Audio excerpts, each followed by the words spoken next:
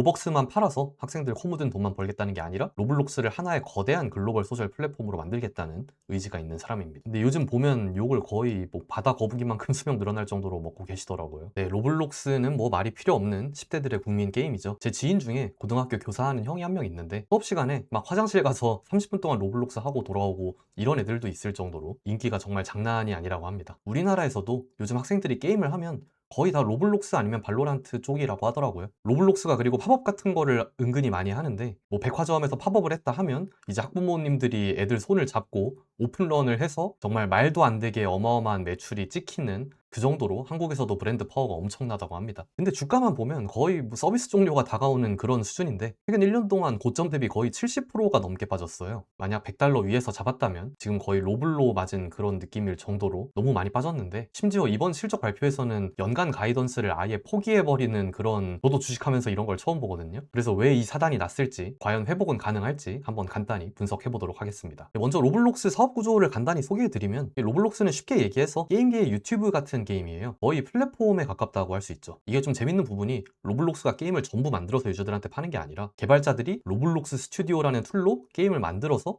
플랫폼에 올리는 겁니다. 그러니까 스타크래프트의 유즈맵을 생각하면 편한 건데 그거에 좀 진보된 버전이라고 할 수 있겠죠. 그래서 이제 유저들이 로벅스라는 게임 내 화폐를 현금으로 사서 사용하면 로블록스가 개발자들하고 수익을 나눠 가집니다. 뭐 개발자라고 해서 로블록스 직원이냐, 그건 아니고 진짜 개인이 예를 들어 10대 고등학생이 게임을 만들어서 대박 나가지고 몇십억 몇백억씩 벌어간 사람들도 있어요. 지금 이 사람들도 로블록스 게임 만들어가지고 하루에 거의 5,000달러 가까운 돈, 그러니까 하루에만 거의 700만 원 넘게 버는 건데, 물론 게임이 커질수록 좀 더 규모 있게 팀 단위로 하거나 스튜디오 단위로 하는 경우도 많습니다. 상위권 게임 개발자들은 진짜 게임회사 대표급으로 벌어가는데, 예를 들어서 상위 10개 개발자들의 평균 수입이 34밀리언, 거의 500억씩 가져간다고 합니다. 이 스타로 따지면 넥서스 부스기 이런 거 극한으로 잘 만들면 이제 바로 재벌되는 거라고 할 수 있죠. 뭐 스타 유즈맵 제작자들은 조금 억울할 수도 있겠는데 거의 재능 기부였으니까. 여튼 여기에 앞으로 광고, 브랜드, 협업, 커머스까지 수익원을 확대하려고 하고 있으니까 여기까지 들으면 1억 명 넘게 매일 들어오는 게임인데 정말 게임사의 꿈과도 같은 시스템이죠. 원래 게임사들이 돈 벌면 R&D에다가 돈 다 쏟아붓고 그 게임 망하면은 뭐 실적 발표 때 나와서 죄송합니다 그러고 이제 폭락하는 경우도 되게 많잖아요. 근데 주가가 왜 이렇게 떨어졌느냐인데, 이 좋은 게임에 2분기 실적 발표를 끼얹으면 이제 주주들한테는 재앙이 돼버리는 거죠. 일단 숫자만 보면 너무 멀쩡해 보여요. 일단 매출이 전년 대비 36%나 상승을 했고요. 올해 2분기 기준으로 일간 활성 사용자도 전년 동기 대비해서 오히려 10% 오른 거거든요. 월간 결제 유저도 2,700만 명이라 전년 대비 15% 증가한 겁니다. 그런 문제가 없냐? 당연히 많습니다. 일단 먼저 부킹스 넘버가 문제예요. 그러니까 예약 매출에 문제가 생긴 건데, 예약 매출이 뭐냐면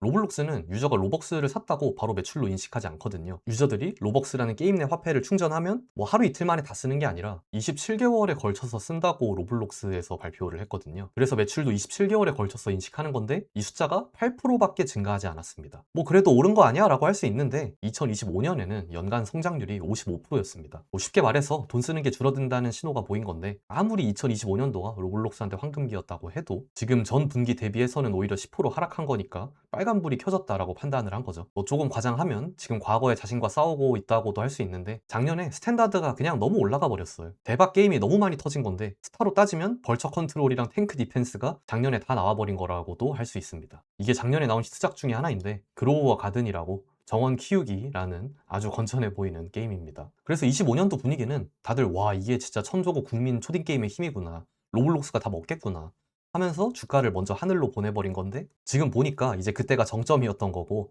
성장 속도가 느려지고 있다는 거죠. 근데 좀 웃긴 건 이 문제에 로블록스의 선택도 어느 정도 영향을 줬다는 점인데, 로블록스는 상단에 보면 추천 게임이 쫙 나오거든요. 원래는 사람들이 돈 많이 쓰는 게임이 많이 노출됐는데 로블록스에서 추천 알고리즘을 바꿔서 당장 돈을 잘 뽑아내는 게임보다 사람들이 더 오랫동안 플레이하는 게임들을 띄워주기 시작한 겁니다. 낭만을 택한 건데 유저 입장에서는 좋은 거고, 중장기적으로 봤을 때도 뭐 건강한 방향이긴 한데, 그럼 뭐해, 당장 매출이 줄어드는 건데 주주들은 반길 내용이 전혀 아니죠. 뭐 이렇게 판단할 거면 애초에 주식시장에 상장은 왜 했어, 뭐 이런 느낌이 드는 거죠. 그리고 불난집에 기름을 퍼부어 버리는 사건이 생기는데 바로 아동 안전 관련 문제입니다. 나이 확인을 도입해 버린 건데요. 로블록스는 유저층을 보면 당연하겠지만 그때 비중이 압도적으로 높거든요. 근데 워낙에 이제 속이 시꺼먼 성인들이 미성년자들한테 불순한 의도로 접근하는 사건이 많아지니까 보면 가가라이브 감성나는 그런 랜덤 채팅 게임 같은 것도 있거든요. 거기서 이제 좀 더러운 일이 생기고, 그러니까 미국 여러 주에서 소송을 당해버리고 말았습니다. 그래서 로블록스가 나이 인증이라는 칼을 빼든 건데, 이제 이것 때문에 신규 유저 증가 속도 속도가 줄어버리고 말았어요. 솔직히 나이 체크 우회하려면 그냥 하는 건데, 솔직히 저희도 다 어렸을 때 부모님 주민번호 외우고 다녔으니까 그래도 사실 귀찮아지는 게 있으면 좀 불편해서 그냥 좀 덜 하게 되는 게 있잖아요. 뭐 어린애들은 그런 게 더 번거롭기도 하고, 좀 미국 10대들은 그런 걸 좀 민감하게 받아들였나 봐요. 레딧 커뮤니티 보면 이거에 대한 민심이 아주 그냥 흉흉하게 짝이 없습니다. 그렇다고 허술하게 두기엔 미국이 너무 가차없죠. 지금 메타의 마크 저커버그 영혼까지 털리는 거 보면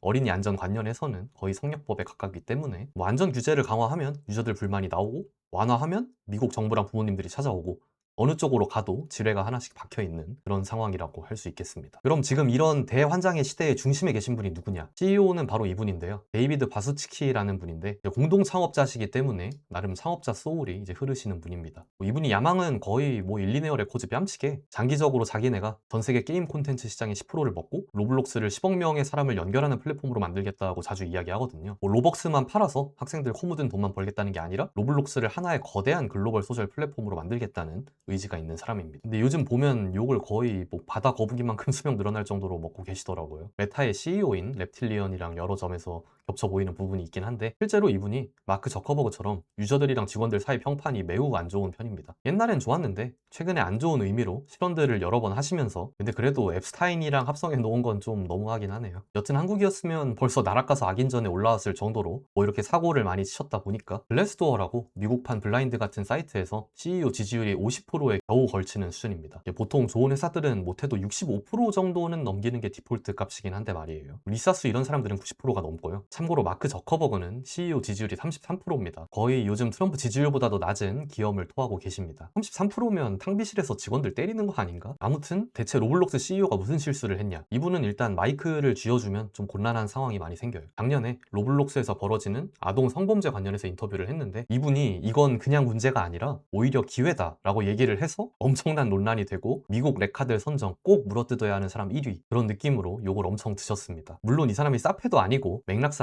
안전 기술을 발전시키고 업계 전체의 문제를 해결할 기회다 뭐 이런 거였는데, 어쨌든 성범죄 얘기가 나왔는데 거기에 대고 이건 기회예요 라고 하긴 했다 보니까 미친놈 소리 들어도 뭐 딱히 할 말은 없어 보입니다. 이건 빙산의 일각이고 총능력 관련해서 잡음이 많은데, 공통적인 평가는 사람이 말하는 게 아니라 AI가 말하는 것 같다, 감정이란 게 없는 사람 같다, 이런 평가가 굉장히 많습니다. 저도 좀 궁금해서 올해 실적 발표 망하고 나서 CEO가 한 인터뷰를 봤는데, 그땐 뭐 주가가 실시간으로 10%씩 폭락하고 있으니까 그 그래프를 또 자기 왼쪽 얼굴에 띄워주면서 인터뷰하니까 좀 기죽어 있는 표정이긴 했는데, 인터뷰 영상 몇 개 보면 진짜 좀 로봇이 얘기하는 느낌이 들기는 합니다. 약간 로블록스 캐릭터 같기도 하고요. 그래도 너무 안 좋은 것만 부각돼서 그렇지 이 사람이 너무 꿈만 팔고 있냐 하면 그건 또 절대 아닙니다. 이분이 밀고 있는 게 단기적으로 돈 잘 버는 게임만 밀어주는 것보다는 콘텐츠의 다양성을 강조하면서 단기적으로 플랫폼 자체를 키우는 방향으로 이제 엑셀을 밟고 있어요. 실제로 개발자들한테 주는 돈 비중도 늘려서 우리가 서포트 해줄 테니까 좋은 게임 많이 좀 만들어줘, 이런 스탠스로 가고 있어요. 초대박 게임 몇 개에 너무 의존하는 구조를 피하려고 하는 거니까 이건 건강한 방향성이라고 할 수 있겠죠. 그럼 지금 4분의 1 토막 났으니까 풀매수해도 되냐 하는 결정을 하기 전에 또 지하에서 안반수가 나오고 있을 수 있는 거니까 리스크를 좀 살펴보면, 첫 번째는 역시 아동 안전과 규제 리스크입니다. 미국이야 뭐 심심하면 소송하는 나라다 보니까 정부에서 나이 인증이나 콘텐츠 관리 관련해서 태클을 걸면 비용이 늘어나고 유저 경험에도 또 안 좋은 영향을 미칠 수 있다 보니까 계속 지켜봐야 하는 부분입니다. 극단적인 예시로 앱스타인 게임 이런 거 만들었는데 1등 찍고 이러면 뭐 재앙이 따로 없겠죠. 한국에서도 막 계엄령 게임 같이 좀 어지러운 게임들이 많이 나왔는데, 뭐 이런 거 보면 사실 미국에서만 규제 리스크가 있는 것도 아닐 것 같고요. 좀 내 아이가 학교에서 따라한다고 상상하면 차라리 옛날 WWE가 건전했던 것 같기도 하고요. 톰스톤 파일 드라이버는 좀 위험하긴 했지만요. 그리고 과금이 줄어든 게 일시적인 건지 다시 올라오는지도 지켜봐야 하는 상황입니다. 좀 너무 뻔하긴 한데, 아까 말씀드린 부킹 매출이 줄었다 보니까 이게 혹시나 유저들이 구조적으로 돈을 더 안 쓰는 방향으로 가버린 건지, 다시 부모님 카드를 쟁취하는 건지를 모니터링 해야 됩니다. 이제 유저 나이대가 늘어서 성인들도 많긴 하더라고요. 연간 가이던스 철에도 상당히 떨떠름하다 보니까 여러 가지로 지켜봐야 하는 상황입니다. 그래도 당연히 낙관적으로 보이는 점들도 많이 있는데요. 일단은 단순히 플랫폼 자체가 이미 너무 큽니다. 어쨌든 하루 평균 1억 2천만 명 이상이 접속하고 분기에 290억 시간씩 플레이하는 플랫폼을 새로 만들려면 엄청난 대작이 나와야 하는 건데, 지금 GTA6 개발되는 과정만 봐도 거의 데이터 센터라도 짓는 것 마냥 돈 엄청 쓰고 있잖아요. 쉽지가 않습니다. 있습니다. 거기에 콘텐츠들은 전 세계 개발자들이 알아서 만들어서 유저 모집을 해주니까 어떤 게임 만들지 고민할 필요도 없고, 이건 로블록스만의 독특한 해자라고 할 수 있죠. 두 번째로는 유저들이 나이를 먹고 있다는 점인데요. 어린 친구들이 계속 커서도 로블록스를 하는 거죠. 게임이 좀 오래되면 항상 생기는 일인데, 이건 사실 게임사한테는 너무 좋은 일이기도 하고요. 이제 애들이 엄마 카드 안 쓰고 자기가 돈 벌어서 직접 쓸 수 있는 거니까요. 미국에서 성인 유저 비율이 굉장히 빠르게 늘고 있는데, 성인 유저 인구가 50% 이상 증가했고요. 돈도 이들이 50% 이상 더 쓴다고 합니다. 성인은 객단가가 높으니까 이러면 로블록스가 밀고 있는 광고와 커머스 사업도 힘이 더 실리는 거죠. 마지막으로 빠지면 서운한 AI가 있는데요. 로블록스에서 결국 중요한 게 개발자들이 얼마나 쉽고 빠르게 게임을 새로 만드느냐인데, 이제 AI가 비용하고 시간을 많이 줄여주고 있다고 해요. 하루에 6만 개 이상의 3D 에셋이 만들어지고 있다고 합니다. 코딩을 잘 못해도 아이디어만 내면 게임을 만들 수 있는 환경이 되어가고 있다고 하는데요. 저도 보니까 이걸로 좀 제 2의 삶을 설계해볼까 하는 욕심이 나기도 하고요. 혹시 저를 제자로 받아줄 분이 계시면 언제든지 환영입니다. 그래서 결론적으로 저는 로블록스를 볼 때 게임이 망했느냐라는 질문은 이제 의미가 별로 없다고 생각해요. 매일 1억 2, 3천만 명이 하는 게임이 망한 거면 롤은 거의 지뢰찾기 취급을 받았을 테니까요. 이제 중요한 건 이 사람들한테서 돈을 다시 잘 벌 수 있냐인 것 같습니다. 개인적으로는 많이 빠졌으니까 풀매수 들어가기엔 아직 몇 분기 더 지켜봐야 하는 지표들이 많이 있는 것 같습니다. 설령 조금 재미를 덜 보게 되더라도요. 일단 캐시우드는 최근에 많이 팔고 있긴 한데, 이 아줌마 하는 게 요즘 반대로 많이 가니까 또 크게 반등이 나올 수도 있는 거니까 홀더시라면 너무 신경 안 쓰셔도 괜찮을 것 같습니다. 오늘 준비한 영상은 여기까지입니다. 재밌게 보셨다면 구독과 좋아요 한 번씩 꼭 부탁드리겠습니다. 감사합니다.